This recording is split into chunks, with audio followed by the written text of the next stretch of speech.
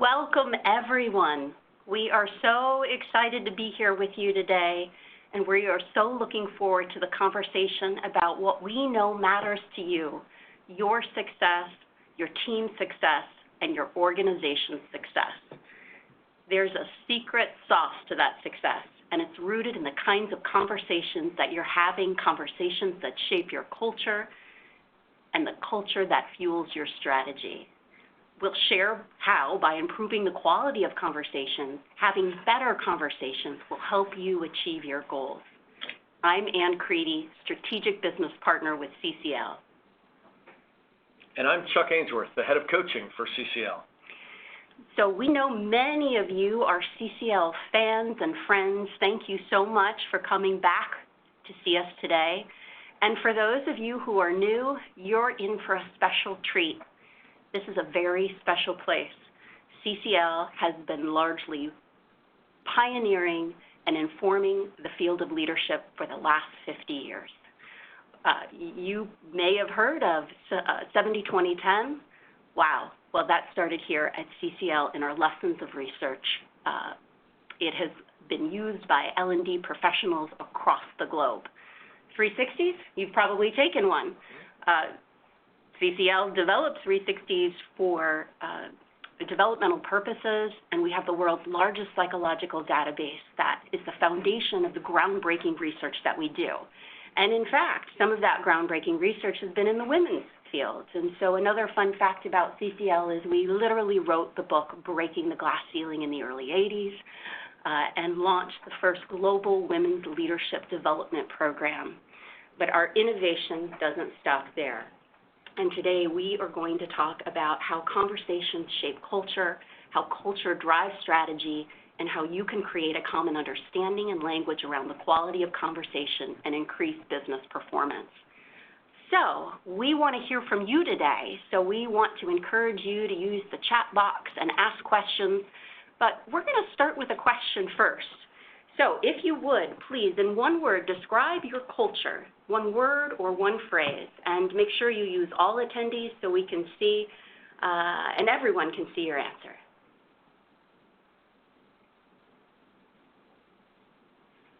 Dynamic, evolving, confused, changing, strengths-based, compassionate, family, traditional. These are great examples of words that describe culture. Fractured, growth, enthusiastic. So a full range of everything from positive to maybe some people who are feeling a bit challenged by their culture and want to make some shifts. Yeah. These comments are very representative of conversations that we have every day about culture with our clients. And in fact, CCL's work around culture and conversations is centered around our Better Conversations Everyday experience. Over 10,000 leaders have gone through this experience in the last 3 years, and we have seen and heard story after story of transformation. I know this program has personally transformed my life. Chuck, you've talked about the transformation for yourself. What is it about this approach that makes it so unique? Well, I think the need has never been greater for people to have the ability to just have honest, emotionally intelligent conversations, whether we're talking about in our own personal lives with our family and friends or in the workplace. The world we live in is more complex than ever before. The pace of change continues to increase. We're expected to endlessly do more with less. There's a war for talent. There's a war for talent with lower unemployment than ever before. Artificial intelligence is on the increase. Robotics and machine learning will radically change the workforce. These are all challenges that I imagine are affecting many of your organizations. And many of our clients are asking, how do we navigate these changes as individuals and as organizations? What's the one thing that I can do that'll make the greatest impact?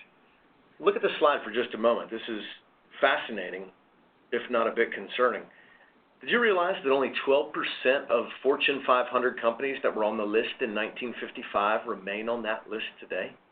And the average lifespan of Fortune 500 companies has dropped over the years and continues to shrink, as you can see on the chart. But it's not just Fortune 500 companies. Small businesses are facing challenges. teams and individuals, all of us, find ourselves in a world that's more complex than ever before. And many people, many organizations, many teams are looking for a competitive edge. So what makes the difference in terms of organizations that survive and that even thrive? And ultimately, you've heard the phrase, culture eats strategy for breakfast, right? And so if you really think about what that means, a healthy culture will enable business performance. And alternatively, a toxic culture where people are afraid to give feedback and understand the power of developmental conversations, it undermines your success and doesn't allow you to reach your full potential. So culture is one critical aspect if we're to successfully navigate the future. It's not the only aspect, it's not the only element that you and your organization need to pay attention to, but it's hugely important. The reality is conversations around culture can get really complex and really complicated. And many of our clients ask, if I want to shift the culture, if I want to continue to improve the climate of my organization, where do I start? Here's a great quote from our white paper called Better Culture Starts with Better Conversations. It says, if you can improve the quality of the conversations in your organization, you can shift the culture and improve business outcomes. Now you might ask, how can that be? Why and how would conversations be so critical and important to the world of culture and the future of our organizations? Well, the reality is communication impacts everything we do. Imagine with me for a moment that I gave you the challenge to try to exist in your organization for 1 week without having any communication or conversations. I don't know about your world, but I can tell you it'd be impossible to do in mine. Communication impacts everything we do, regardless of your strategy, your products, your services, your technology. All of that is enabled or inhibited by the quality, efficiency, and effectiveness of communication. I love this quote. It says, the single biggest problem in communication is the illusion that it's taken place. So I have no doubt that there's lots of communication happening in your organization. You're in meetings. I'm sure you're receiving plenty of emails, just like me, probably more than you'd want. But the question is, what's the quality of that communication? What's the quality of those conversations? And I know in my team, in my organization, and probably in yours, in the midst of all of this, people want to be connected. They want to feel heard. They want to feel like they're seen and noticed. They want to feel like they're understood and appreciated.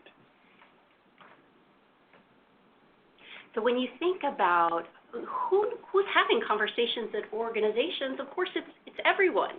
Think about digital natives, right? They're more comfortable with a screen in hand, texting and emailing. And so the opportunity to help them understand what conversations look like wherever they sit in throughout the organization is going to help them be more effective. That's absolutely a huge challenge that's on the increase, equipping digital natives with the ability to have honest, open, emotionally intelligent, face-to-face conversations and conversations over the phone and live and in person. But it's not just digital natives. We know that middle managers continue to face the need to have better conversations. I'm reminded by this picture of the 1970s Harvard Business Review article, Who's Got the Monkey?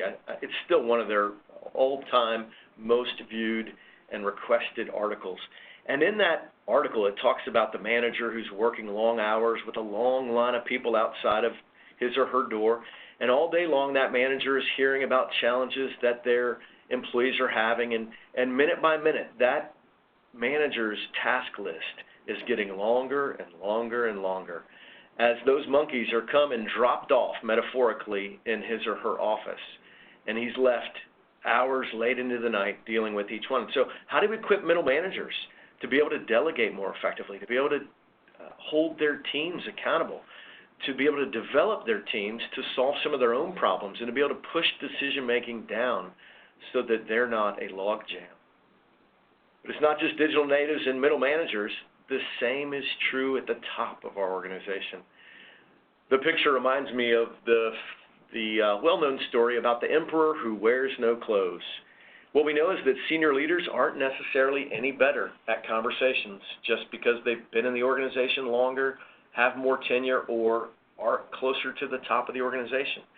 In fact, there's research that's being done that indicates that the more power a person has, actually the more difficult it can be to demonstrate empathy and to do things like listen and ask questions. Here's a slide that we often will walk through, and we have an exercise built around it. We'll do this with executive teams, and it's interesting. We'll ask an executive team, how does your organization perceive you as a team? If I asked your organization, where and how do you most often show up in the organization, where would they put you on this continuum? You can see over on the left-hand side of the chart, there are what we call directive conversations or directive skills, things like telling and problem solving, giving advice and making suggestions. And what we hear from executive teams is they recognize that in many ways and the majority of times, they're showing up for their organization in one of those categories. And there are moments where those are important places and ways for an executive team to show up, but it's not the only way that your organization needs your executive team to show up. When we ask a second question of these teams, how does your organization need you to be showing up, they inevitably will put themselves more in the middle of the chart or even right of the middle and acknowledge that they need to figure out how to not just tell and problem solve and give direction, but they need to get better at providing feedback and challenging thinking and listening and asking questions. And that's what Better Conversations Every Day is designed to do. Wherever you are in the organization, whether you're an individual contributor, a digital native, somewhere in the middle of the organization, or part of the executive team, we know that these 4 core skills are critical for making an impact. Let me just talk you through them for a moment if I can. The first of the 4 core skills that we teach in Better Conversations Every Day is listening to understand. And that's very different than the way most of us by nature listen. I don't know about you, but when I'm in a conversation, truth be told, what I'm often doing is thinking about how to respond. And I'm thinking about how to not forget the question that I just thought of. And I'm actually, maybe if I'm honest, waiting for you to pause so I can insert my brilliant thoughts, which I just know you're waiting to hear. In doing that, what I'm not doing is listening to understand. And so we have a very simple method, a very powerful method, easy to remember, that teaches people to listen not just for the facts, but for feelings and for the values that are at play in any conversation. It doesn't stop there because conversation involves more than just listening. It's a two-way street. And so we also teach what we know from the science of coaching about asking powerful questions. Now, this isn't designed to make someone a coach, but we have the benefit of having over 20,000 one-on-one hours of coaching around the globe every year. And if you were able to listen in to our over 500 coaches around the globe having these conversations with leaders in your organization, what you would hear them doing are these 4 skills right here, including asking powerful questions. And so we've boiled it down to just a couple of simple, memorable techniques that everyone in your organization can use, not just the coaches. Everyone in your organization, from the front desk to the boardroom, can ask powerful questions that move a conversation to a more meaningful, more effective place. We also know that challenge and support is important. And from the world of neuroscience, we know that we've got to balance the combination of challenge and support. Essentially, what the research says is over a 6-month period of time, we need to make sure that we have 4 times as many interactions that are perceived as supporting as actions that are perceived as being challenging. Just imagine, if every time I saw you, I challenged you, obviously, you would begin to perceive me as being critical, and you would likely hide from me if you saw me coming down the hall. And so we've got to figure out how to balance these. For every one challenging interaction, we've got to figure out how to catch people doing the right thing. We've got to support them and encourage them along the way. Lastly, we teach how to establish next steps and accountability. And this is grounded in the research on goal achievement. You can have a great conversation that includes listening and questions and challenge and support, but maybe that doesn't matter unless the person actually moves forward on their commitment. And so we have a very simple model and way of thinking about that, helping end conversations in a way that increases the chance that somebody will actually follow through and move forward on their insights and commitment. The other thing I'll tell you about the day is that about half the day is spent in small groups working through these or practicing these skills and applying them to real challenges. So essentially what happens is we teach one skill, and then in a small group of 3 or 4 participants, they actually apply it against real challenges. and they make progress. And then we teach them a second skill, and they apply that second skill to those same challenges. And again, clarity and insights begin to emerge. Eventually, by the end of the day, every person in the class, every participant will have clarity on their one right next step related to their challenge. And so the outcome is that this isn't the type of training where people then go home and try it out to see if it will work. They've had the opportunity to spend half the day already applying it, already turning these skills into muscles and habits, and there's proof positive that it works as they reflect on how it has helped the people at their table in just one short day. And I think that's one of the reasons why this is so sustainable, is because of that practice, and it's highly motivating and satisfying for leaders at the end of the day to have made that progress, and that's the motivation that they need to take it back into the workforce because they see firsthand how it works. At its core, this day really is about creating a culture of trust and psychological safety that can enable these powerful conversations. And we also know through research that high-performing teams are the ones that have the highest degree of that trust and psychological safety. So if we can get everyone embracing this common language, that fuels that trust. It's not just what Ann and I think, though. Our research indicates that there's something powerful, maybe even magical, about these four core skills. Our research, based on 360 data, indicates that the most highly rated leaders, as indicated by their supervisors, are more effective at these four core skills. So there's a correlation between perceived effectiveness and someone's ability in these four core skills. But we also know that most leaders are rated low on one or more of these four core. And I'm sure if you think about your own experience and the leaders that you interact with, the people on your team, wherever they are in the organization, my guess is, just like me, they struggle with one or more of these. It's a pretty universal need for us to all get better at these four core skills. The great thing is we have spent a lot of time refining how to turn these skills into habits and drive an impact that lasts. So here's some data from just one of our examples, one of our clients from the financial services industry. This is a check-in we did 4 to 8 weeks post-program, and what we found is more than 3/4 of them said that they were more comfortable asking for and giving feedback. Now that's great, but it was that third statistic which really surprised me and that generated a lot of excitement on our team. More than 3/4 of people who went through this one-day training said that 4 to 8 weeks after, long after they've forgotten most trainings, they said that they were more comfortable giving their manager feedback. They were more comfortable giving feedback up the organization. And that, historically, has been a massive challenge for organizations. Additionally, more than half of them said that the conversations they were having were more effective and more frequent. Now, you might be asking, how can we get those kind of results in one simple day? Well, there's a couple of reasons. One is that I am absolutely convinced the more that I do this work, and after 20 years of teaching on leadership and being involved in professional development, complexity is the enemy of execution. I imagine most of you can think about a wonderful training that you went. It may have been a couple of days, a week long, maybe even longer, and it was filled with fantastic insights, maybe great assessments, coaching. It was a great experience. You had a workbook and a journal filled with notes.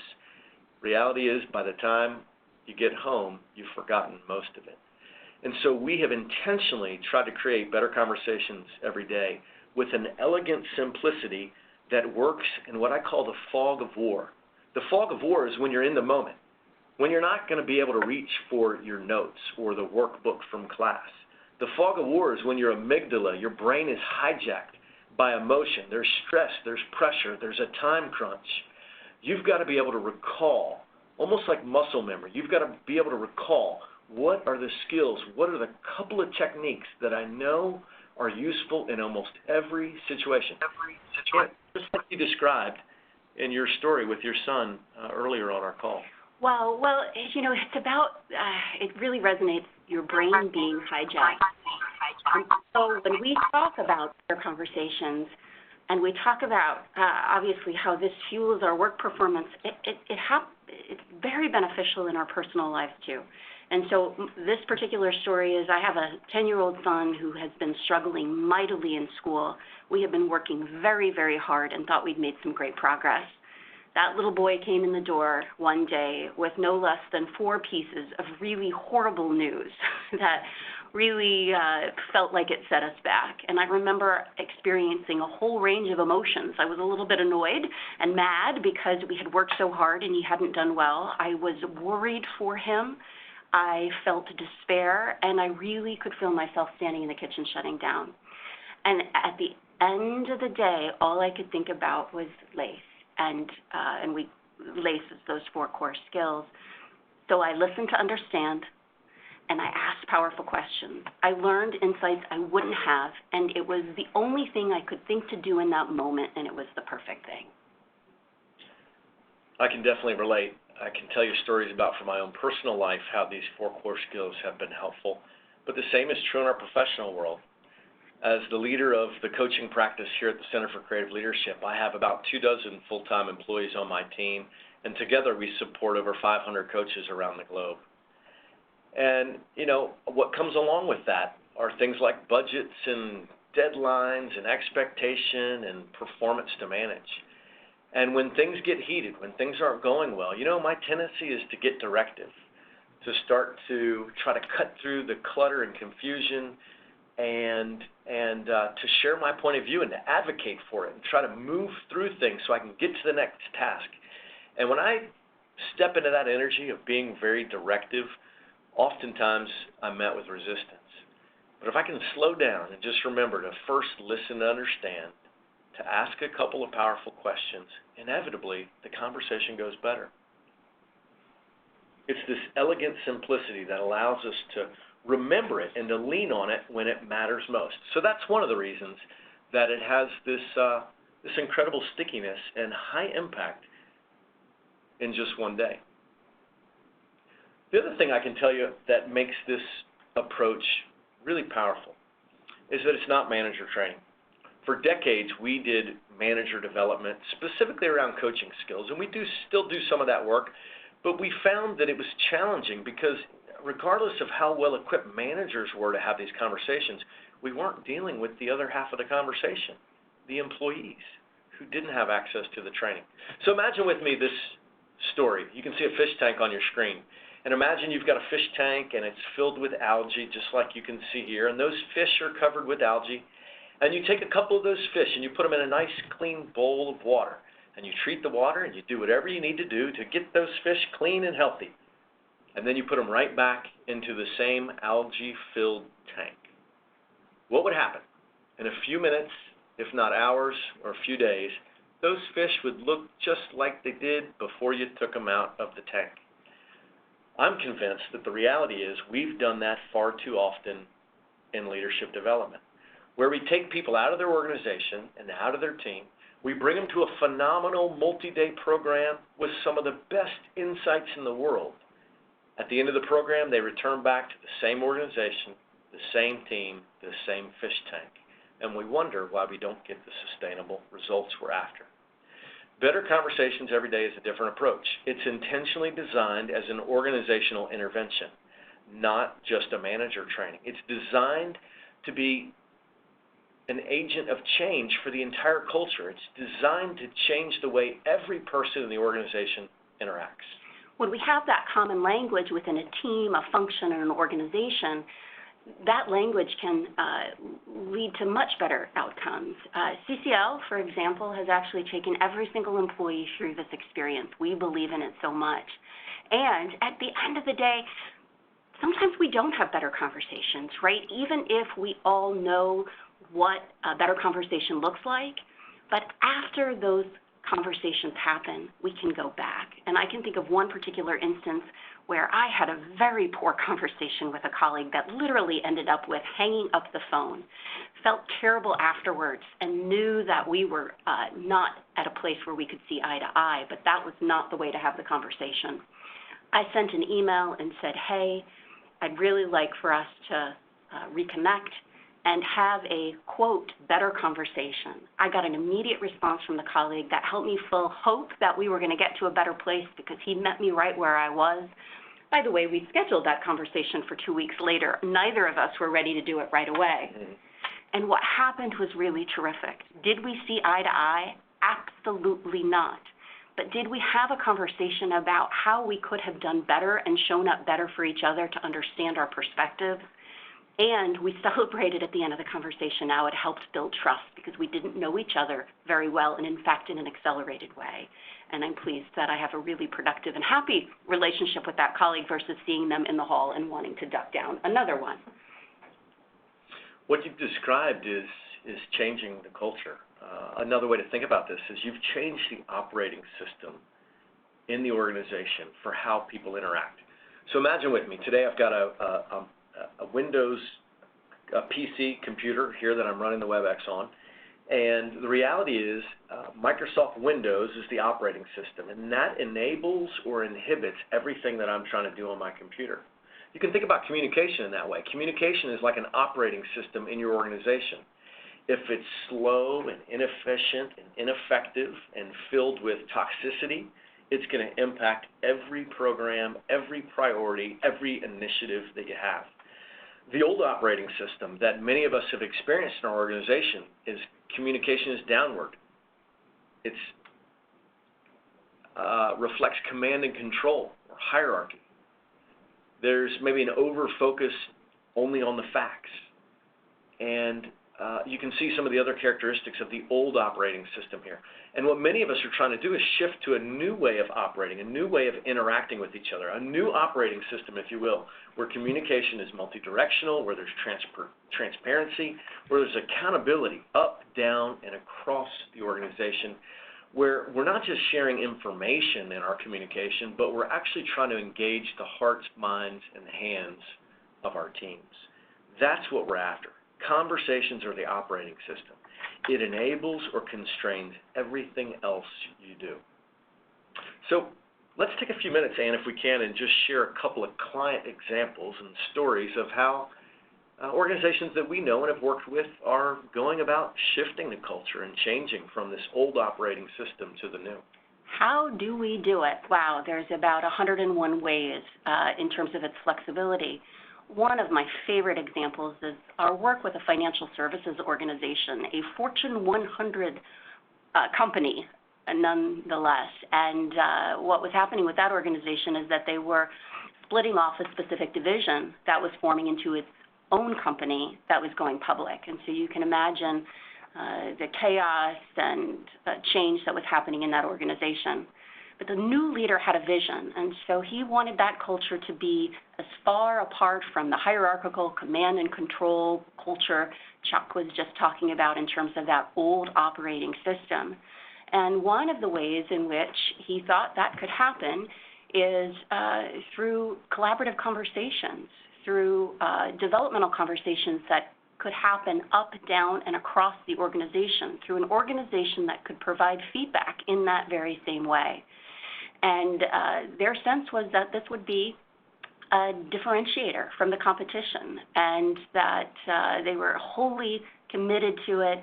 And this was one of those ideal scenarios where the senior team went first. And so we took the top 50 leaders through this experience. And it was extraordinary because we had those leaders that were bringing it into their executive team meetings. They were talking about it at town halls. It was being incorporated, this language, into the DNA of the organization, from hiring practices to performance reviews, which, by the way, they threw out the door because they wanted people not to wait for the 60, 90, 180-day review. Rather, what would it look like if we had those conversations all day long? There was gamification so that there was a visible representation of people who were giving feedback by putting jewels in their jars, and so it really was an organizational commitment. And to this day, they're still running that program because it is a part of their culture, and in fact, this is one of the wonderful examples of scale. because this program you can train it yourself. And so we have the trainer option, which helps you build internal organizational capability of those superstars who are training others. Another story of impact is with the University of Notre Dame, and we have been in partnership with them the last few years. Let me tell you a little bit about their story. And by the way, after the webinar today, we're going to send you a follow-up email, which will include a case study which highlights some of the story that I'm going to share. So for about 10 years, the University of Notre Dame noticed that one of the lowest scoring items on their employee engagement survey was related to performance management. People just didn't like it. They hated the annual appraisal process, and it wasn't effective. And so the University of Notre Dame tried a couple of things. First, they changed the software that they were using for performance management. Then they changed the forums and the way they thought about it. They tried to institute quarterly check-ins. They made a huge focus on participation and actually got an incredibly high rate of participation in the process, and yet still, when the employee engagement scores came around, performance management and the ability to give and receive feedback was one of the lowest scoring items. The University of Notre Dame eventually realized what they needed wasn't new software or new forms, or what they needed was a culture change. And so they set on a path to create a coaching culture. Since then, we've had a chance to take about 500 of their key influencers through the experience that we've been describing with you today. But in addition to that, we've leveraged a full nested suite of programs for them, a nested suite of programs that are varying in lengths, but all build on these 4 core skills that we've talked about today. And the goal there is to not only expose the masses in an organization to these 4 core skills, but also develop a level of mastery for a smaller cohort. And so what we've done is taken a smaller group of participants of the University of Notre Dame through a 3-day certificate program, which deepens their understanding and ability to practice. And then we took a subgroup of that group through an even longer program, which has full ICF level approved certification. And those individuals really become internal coaches and internal champions with the ability to sustain the efforts that we're talking about day in and day out on their campus. Another great example, also from financial services, is one of my favorite clients. And one of the challenges that they're currently experiencing is that they're wanting to expand into new markets. They just recently made a major acquisition, and they're now in the process of merging that company inside of theirs. And one of the things that has come out for them also as a result of looking at employee engagement scores is that trust is a challenge. Transparency is a challenge, and communication is a challenge. And so we've been working together with them to scale Better Conversations Every Day as a culture change in their organization. As a result of our partnership, we've trained over 100 internals as facilitators and coaches. And so we've leveraged multiple modalities and delivery options with them. Sometimes we, the Center for Creative Leadership, delivers it, for example, to their higher level leaders. Sometimes we've co-facilitated the program with their internals that we've trained, and sometimes they lead it on their own. We've licensed the IP to them. We've worked with them to develop microlearning, which has been is being pushed out to all 8,000 employees. And it's a beautiful partnership. Without a doubt, this client has seen and experienced the transformational power of Better Conversations Every Day. And as a result, they have even offered this program we're describing to teams of their employees, because they've seen the power of it, not only to impact their work life and their bottom line and their performance inside the organization, but they've seen the power that these 4 core skills can have on their employees' life outside of work. So we've talked about financial services, we've talked about universities, we've used this program in healthcare. Global manufacturing and environmental services. This is a fun one. Again, a little bit different. And so this is a UK-based organization, 12,000 employees globally. And what we're doing with them is a leadership development training. And so we have the commitment of the C, C-1, and C-2. And it's a developmental leadership journey that happens over time. And so Better Conversations Every Day is a key component of that in the very first session.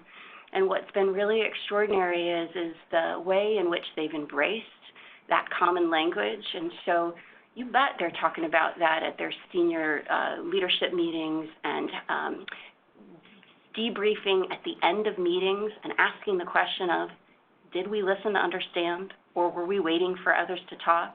And so what they're doing is really masterful because they're able to, in real time, be intentional, that is, about that learning. And one of the things that they're looking at now is because if we really do want to move a culture, it does need to be beyond just the managers, and how do we involve everyone? And so they're looking at bringing better conversations to entire sectors, functions, so that everyone does have an opportunity to speak that common language. So this is a great example that begins to address the question that Jonathan has typed into the chat. Jonathan asks, or he quotes what we've said, which is manager training won't solve your cultural and communication challenges. So should I not attend the Leadership Development Program, which is one of our core programs here at the Center for Creative Leadership, specifically targeting managers? What I would suggest is it's not an either-or type situation. It's a both-and.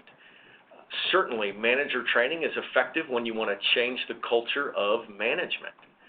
And culture is bigger than just the way your managers show up.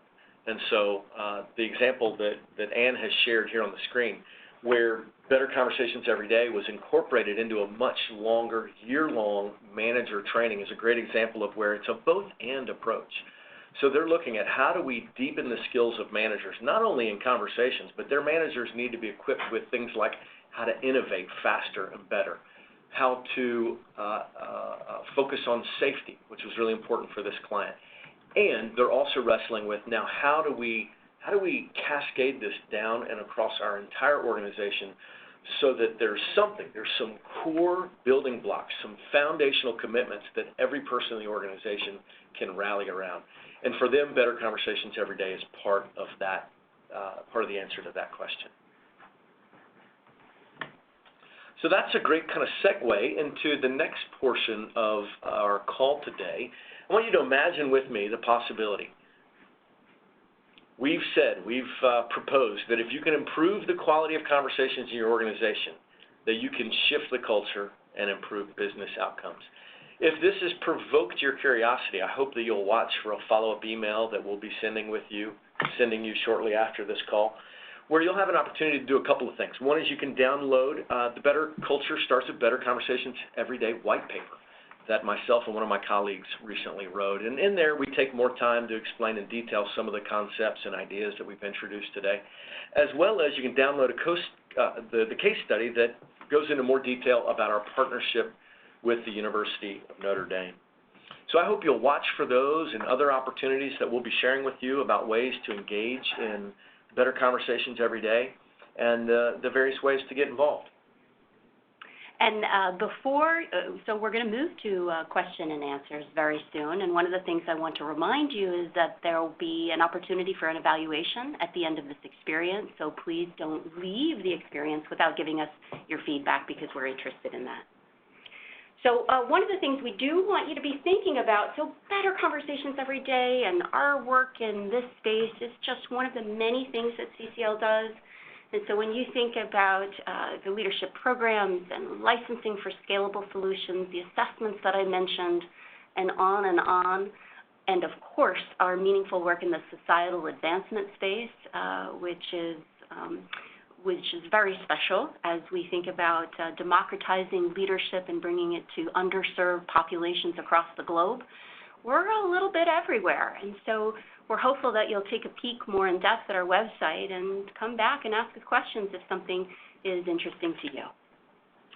Even in the space of culture change, we want you to know that Better Conversations is not our only solution. We like to say that better culture starts with better conversation.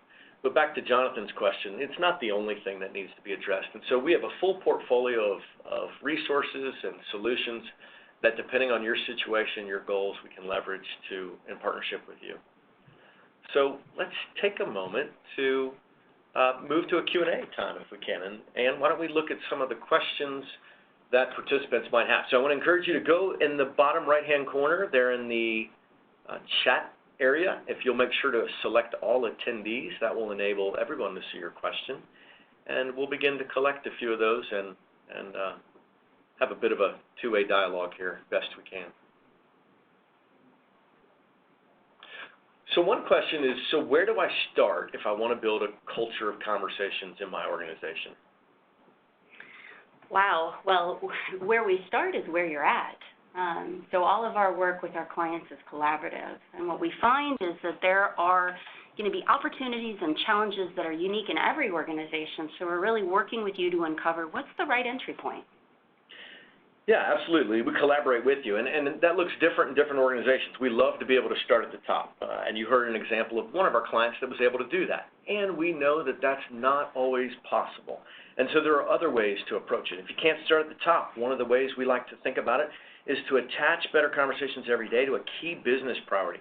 I mentioned a client who's in the middle of an acquisition and merger, and for them, better conversations every day and this cultural alignment around these 4 core skills is critical to making that merger successful. For other clients, what they're trying to do is accelerate women into positions of leadership, and they're leveraging better conversations as one way to do that. The one thing I would say I want to encourage you to do, regardless of where you begin, in the top of the organization, the middle of the organization, is to think fish tanks, not just fish. So think about, is there a particular department that would be a great pilot for this type of work, or a division, or a team? Let's begin by focusing on that fish tank and get visible, measurable wins, and then we can build on that success and move it further and deeper and broader throughout the organization. So here's another great question. Chuck, can you give us some examples of the best powerful questions? Yeah, absolutely. So a couple things we teach is one of the techniques is to begin your question with what or how, and keep it short and crisp. So a couple of examples would be, what do you hope to accomplish? What are you afraid of? What's most important to you right now? And there's not an exact formula, but we teach some critical skills and techniques that enable people to formulate their own powerful questions. And really those powerful questions come out of, first and foremost, being able to listen to understand what's being said and not being said. So here's another question. What is the impact of organizational structure on the success of LACE across an organization? So I'm not sure I fully understand the question.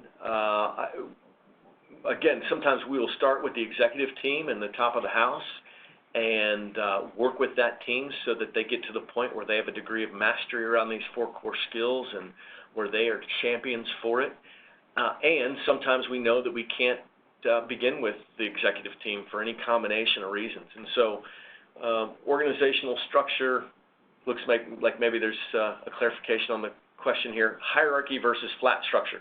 I think these 4 core skills are true regardless of which of those approaches describes your actual org chart. Another question is, has this training ever been done for a public school system? And so absolutely. And in fact, I think what we're finding is that this has been used in just about every kind of organization that you can imagine. Our societal advancement friends are using this in their work in public schools and in education. And Chuck shared a little bit about the work that one of the financial institutions is doing with the actual students themselves and the impact that that's having. Absolutely. So we've done this with, as Ann's indicated, large Fortune 100 companies, but also with small nonprofits and small teams and everyone in between. It's also proven to be effective cross-culturally. So we're doing a lot of this work in the Philippines and in Asia and Sri Lanka and in Latin America and in our offices around the globe. So while there may be nuanced differences, what we find is these 4 skills are critical for any human that has to interact with another human. Another question is about gamification. And this is a great question because this is a contributor to the sustainability. How can we really engage participants so that long after the training is done that they're still thinking about it and there's visible signs of it. One of the ways that we had mentioned earlier is that we had an organization embody the concept feedback rocks. And so every time someone gave a piece of feedback, they were able to put a rock in their jar. And so that was one example. There's all kinds of sustainability levers that you can pull in the context of those kinds of activities. Chuck, would you add anything to that? Yeah, one of the things we think about is how do you prime the environment to remind people of these 4 core skills once the organization's been exposed to it. So things from simple door hangers to a poster or a job aid that's found in conference rooms to simple Monday morning emails that are sent to every manager in the organization that prompt them with one powerful question for them to ask their team that day. So those are just all examples of ways that we can work with you to create things that will prime the environment, prime the pump, if you will, and get better conversations flowing. Does this need to start at the top? Absolutely not. It's one great way to start, but we'll start anywhere we can. Where there's an open window, we will start. And if we can think intentionally about how we would measure the success of it, and we can demonstrate business impact, then we can grow it inside of the organization. So again, if you can't start with your executive team, think, is there a particular team, division, or department that needs extra help and support? And is there a key business metric that matters to the executive team that if we could impact that measurement, if we could impact that metric, would matter to the executive team and catch their attention? Sometimes what we do is enter through that window rather than through the front door of the executive team. What are some barriers to successful implementation and sustainment that we should anticipate when considering introducing LACE? That is a great question. And we talked about the collaborative nature of our work with you. And so at the very beginning, we're going to be asking you some powerful questions. And what we want to do is we want to uncover through you, through your leaders within your organization, the challenges and barriers might be in place, because they're going to be unique to every organization. And if we can get a handle and understanding on what those look like, we can build the experiences in a way in which are going to overcome those hidden barriers and help you achieve your goals. Great question here. Have you addressed high expertise-based cultures which value being right and certain? To ask an open-ended question is massively vulnerable here. Yeah, in fact, to tell you a little bit about my background, before I came on staff at the Center for Creative Leadership, I worked at in a healthcare system, and my focus was on physician leadership development. And the stereotype of physicians is certainly captured in this question here, right? High expertise-based culture, and they value being right and certain. And by the way, I'm glad that my doctor values being right and certain. That's reassuring. And we have found ways to absolutely engage those individuals in understanding that they need to have multiple tools in their toolbox. There are times where giving direction and guidance, directive instruction is important. In the middle of surgery, I want my doctor giving directive instructions to the team. That's not the time to be asking a lot of questions and doing reflection. And as physicians begin to function in the new world of healthcare, and all the changes that we're experiencing in healthcare, it becomes more important for them to listen to what is the patient truly saying, and how do I collaborate with the patient in developing their care plan? How do I engage with supporting professionals, other practitioners on my team, nurses and nurse practitioners? How do we engage with them and leverage them in a way where they feel valued? And so yes, we've absolutely had the chance to do this with physicians, with engineers, and quite honestly, in the financial services industry, with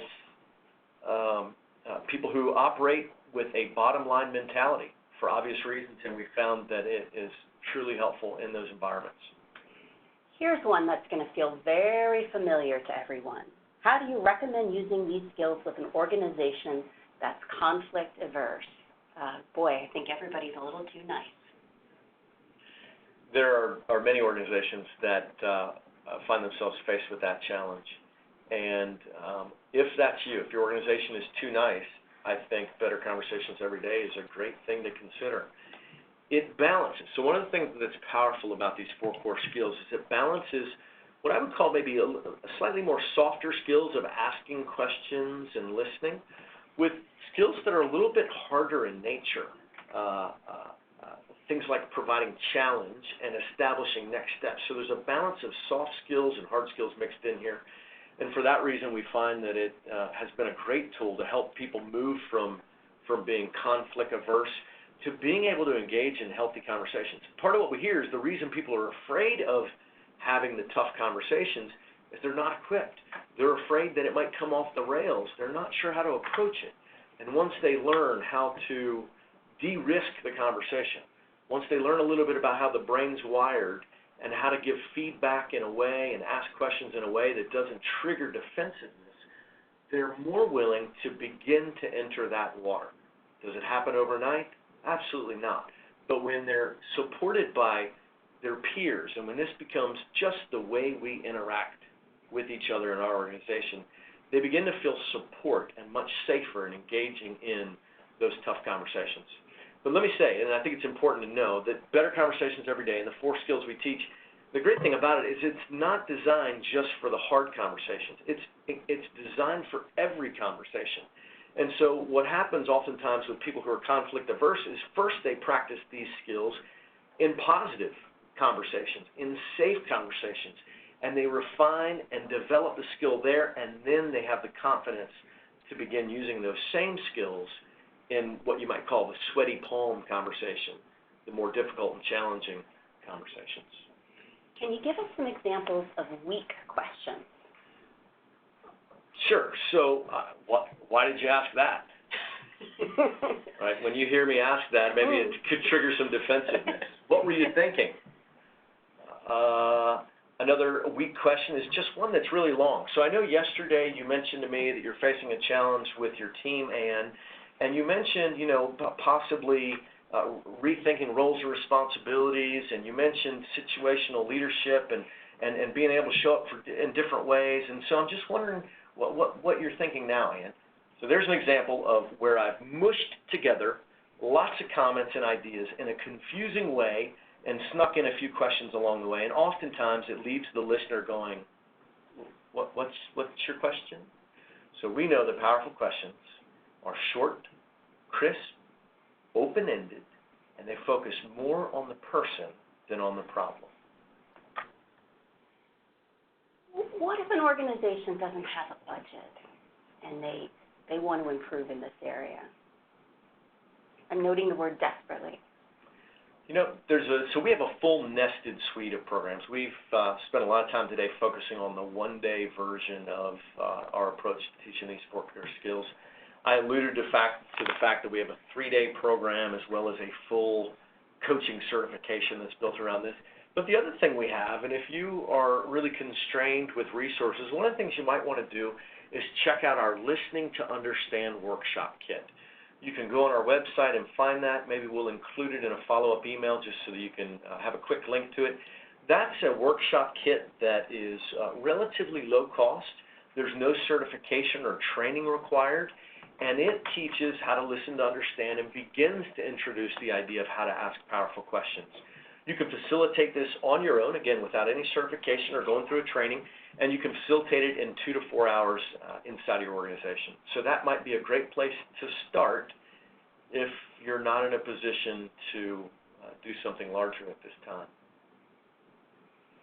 So we really appreciate all the great questions. You've asked some powerful questions today. I hope you found that some of the answers were helpful. You've spent a lot of time listening to understand today. Usually our style is to listen to you, and so we want to invite you as you think about transforming your culture, as you think about culture as it relates to strategy, and as you think about your organization's needs. We'd love to listen to understand you. And so please don't hesitate to reach out to our organization. We want to thank you for your time today. We're big believers in giving a little bit of time back in this world of our back-to-back meetings. And so I thank you personally.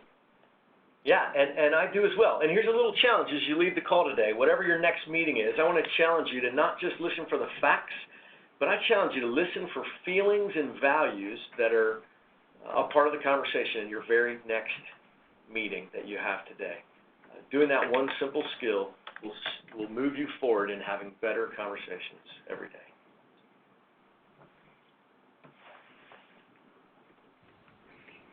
Don't forget to take our short survey when you leave, and thank you again. Have a great afternoon. All right. Thank you, everyone. This actually concludes today's webcast. Thank you all for attending. We will send all registrants an email tomorrow with a link to the recording. And please visit our event calendar to sign up for future webcasts.